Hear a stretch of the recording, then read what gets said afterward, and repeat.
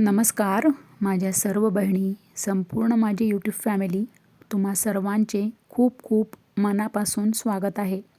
सर्व लाडक्या बहिणी, तुम्हाला आठवते का आपल्या चॅनलवर हा जो मुद्दा आहे, म्हणजे या आधीचा, म्हणजे ज्या वेळेला जुनी वेबसाईट होती त्यावेळेला आपण आपल्या चॅनलवर पती आणि वडील दोन्ही नाहीत तर अशा बहिणींनी ई-के-वाय-सी कशी करायची, हा जो मुद्दा आहे, हा मुद्दा मी सर्वात आधी आपल्या चॅनलवर लावून धरला आणि याच विषयावर, याच थंबनेलवर, याच टायटलवर आपल्या चॅनलवर जवळजवळ किती व्हिडिओ आहेत माहिती आहे का? तुम्ही जा आणि माझ्या चॅनलवर चेक करा.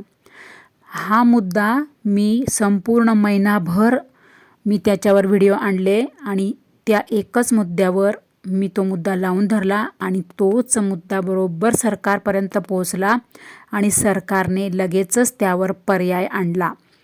तसंच आपल्याला आता हाही मुद्दा लावून धरायचा आहे.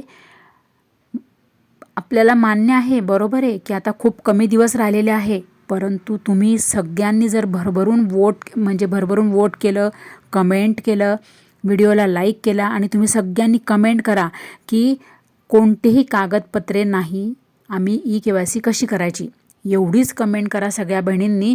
बघा सरकार कसं जागं होतं ते. आणि आता जेव्हा ही आचारसंहिता आहे ना, आता सुरू आहे, पण संपल्यानंतर सरकारला यावर काही ना काहीतरी मार्ग काढावाच लागेल. म्हणून तुम्ही सगळ्या बहिणींनी मला सपोर्ट करा, मला साथ द्या. तुम्ही जर सपोर्ट केला ना तर हा मुद्दासुद्धा सरकारपर्यंत पोहोचणार आणि सरकार नक्की यावर काही ना काही पर्याय आणणार म्हणजे आणणार. बघा तुम्ही, आपले शब्द आहे. जसं त्या मुद्द्याला आपण हात घातला आणि तो मुद्दा आपण यशस्वी केला आणि सरकारने त्या पती आणि वडील दोन्ही नाहीत अशा बहिणींनी ई-के-वाय-सी कशी करायची हा मुद्दा मी लावून धरला होता. आणि या बहिणींसाठी सरकारने जशी आता वेबसाईटमध्ये पर्याय आणला, तसंच आता सरकार हाही मुद्दा लगेच लावून धरूया आपण आणि सरकार यावर लवकर जागं होईल. कोणता मुद्दा? की आता आमच्याकडे कोणतेही कागदपत्र नाही, म्हणजे वडील जर हयात नाही आहे तर वडिलांचे मृत्यू प्रमाणपत्र नाही आहे, पती हयात नाही आहे त्यांचे पण मृत्यू प्रमाणपत्र नाही आहे, घटस्फोट झालेला आहे पण घटस्फोटचे कागदपत्रे नाहीत. आणि अशा लाडक्या बहिणी भरपूर आहेत, माझ्या खूप लाडक्या बहिणी आहेत अशा की त्यांचा पती त्यांना सांभाळत नाही आणि घटस्फोट पण देत नाही. त्या वेगळ्या राहतात पतीपासून आणि आईजवळ राहतात किंवा वडिलांजवळ किंवा मामाजवळ, जे काय असेल ते. परंतु काय आहे आपला मुद्दा की ज्या बहिणींकडे कागदपत्रे नाहीत, त्या बहिणी कागदपत्रे जर नाहीत तर त्या बहिणी अंगणवाडीमध्ये कुठून कागदपत्र सादर करतील आणि त्यांची ई-के-वाय-सी त्या कशा पूर्ण करतील? कारण सरकार धडधडीत म्हणत आहे वेबसाईटमध्ये की अंगणवाडी सेविकांकडे तुम्ही जर 31/12 डिसेंबरपर्यंत, 31/12 म्हणजे 2025पर्यंत जर तुम्ही तुमची कागदपत्रे नाही दिली तर सरकार तुमची ई-के-वाय-सी गृहीत धरणार नाही आणि तुमची ई-के-वाय-सी अपूर्ण धरेल.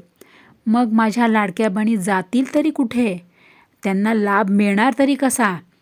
आता तुम्हाला जसं की मी सांगितलं कालच्या म्हणजे 3ऱ्या भागात जसं सांगितलं की आपण आता काय आहे माहिती आहे का, आज आहे ख्रिसमस, म्हणजे सुट्टी आहे आज नाताळाची सगळीकडे, त्यामुळे मला आज काहीच करता येत नाही. परंतु हे मी तुम्हाला कालच्या भागात सांगितलं 3ऱ्या भागात की आपण कुठेतरी जाणार, म्हणजे जसं की मोठ्या व्यक्तीला आपण भेटणार आणि ह्या जो मुद्दा आहे याचा फडशा पाडणार, म्हणजे याचं लवकरात लवकर शहानिशा करणार. तर लाडक्या बहिणी, लवकरच आपण या मुद्द्यावर उपाय आणूयात आणि सरकारला जागं करूया. तर लाडक्या बहिणी, तुम्ही मला सपोर्ट करा. तुमचा जर मला सपोर्ट असेल तर तुम्ही नक्की साथ द्या, सपोर्ट द्या, म्हणजे हा मुद्दा मार्गी लागेल, सरकार जागं होईल. आता काय आहे ना, सरकार जरा थोडं निवडणुकांच्या गडबडीमध्ये बिझी आहे त्यामुळे, परंतु सरकारला माहीत आहे, सरकारला जाणीव आहे की लाडक्या बहिणींच्या शिवाय सरकार आता म्हणजे सरकारला कोणीही, म्हणजे आपल्यामुळेच, मी तर असंच म्हणेन की आपल्यामुळे म्हणजे लाडक्या बहिणींमुळेच, म्हणजे मेजॉरिटी तरी लाडक्या बहिणींची आहे, मी असं म्हणेन. लाडक्या बहिणींच्या मतांची मेजॉरिटी असल्यामुळेच तर महायुती सरकार आलं. भरभरून सपोर्ट लाभलेला आहे सरकारला लाडक्या बहिणींचा. त्यामुळे सरकार लाडक्या बहिणींना विसरणार नाही. म्हणून लाडक्या बहिणी, तुम्ही काळजी करू नका, मला सपोर्ट करा भरभरून. आपण हा मुद्दा लावून धरूया, सरकारला जागं करूया, सरकारला जाब विचारूया आणि तुमच्यासाठी नक्की काही ना काही मार्ग निघेल. आणि ई-के-वाय-सीची जरी मुदत संपून गेली ना तरी आपण हे तुमचं काम आपण काही ना काहीतरी मार्गी लावू आणि हे काम आपण यशस्वी करू. म्हणजे काय की तुम्ही ज्या बहिणी आहेत ना माझ्या सगळ्या अशा की तुमच्याकडे कोणते कागदपत्र नाही आहे, त्यांच्यासाठी आपण काहीतरी करूया की जेणेकरून सरकार तुम्हाला लाभार्थी यादीत सरकारने तुम्हाला घेतलंच पाहिजे. लाभार्थी यादीमध्ये अशा बहिणींना सरकारने सिलेक्ट केलंच पाहिजे आणि अशा सर्व माझ्या बहिणींना सरकारने यापुढेही कंटिन्यू लाडकी बहीण योजनेचे सर्व हप्ते दिलेच पाहिजे. असं आपण सर्व बहिणी लढू, हा मुद्दा लावून धरू आणि ह्याचा नक्की आपण याचा सुगावा म्हणजे याचा आपण हा मुद्दा सोडायचाच नाही आहे जोपर्यंत आपल्याला यश येत नाही तोपर्यंत. तर माझ्या लाडक्या बहिणी, तुमचं काय मत आहे, तुमचं काय ओपिनियन आहे, मला कमेंट करा.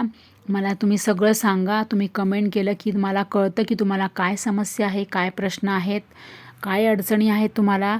तर मला तुम्ही सगळ्या बहिणी कमेंट करा हां आणि मला भरभरून साथ द्या. कारण की आपल्याला आता हा मुद्दा यशस्वी बनवायचा आहे. आणि ह्या ज्या माझ्या लाडक्या बहिणी आहेत ना, ह्या लाडक्या बहिणींना काही झालं तरी ज्या बहिणींकडे कागदपत्र नाही आहेत अशा माझ्या लाडक्या बहिणी लाडकी बहीण योजनेपासून वंचित राहता कामा नये. एवढीच माझं उद्दिष्ट आहे, एवढाच माझं ध्येय आहे आणि माझं टार्गेट आहे. त्यामुळे माझ्या सगळ्या लाडक्या बहिणी, सगळ्या ज्या माझ्या बहिणी आहेत, गरजू आहेत, ज्यांना गरज आहे, अशा माझ्या सगळ्या लाडक्या बहिणी कधीही लाडकी बहीण योजनेपासून वंचित राहू नये, हीच माझी देवाच्या चरणी प्रार्थना आहे.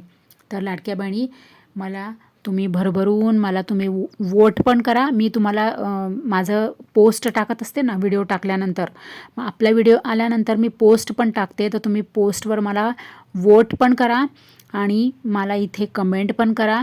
म्हणजे काय होईल माहिती का, हा व्हिडिओ म्हणजे माझे ह्या मुद्द्यावरचे जे व्हिडिओ आहे ना सगळे व्हायरल होतील आणि व्हायरल झाले की 101% हा मुद्दा सरकारपर्यंत पोचलाच म्हणून समजा.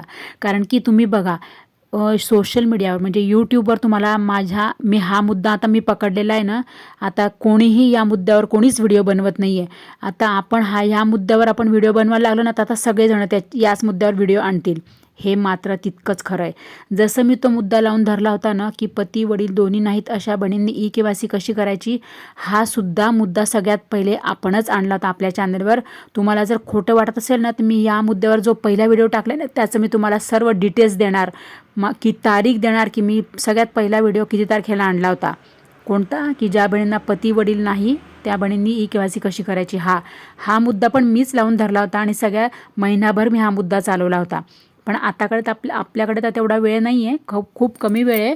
पण तरीसुद्धा आपण कमी वेळेत आपण आता बाजी मारूया, टार्गेट आपण पूर्ण अचीव करूया.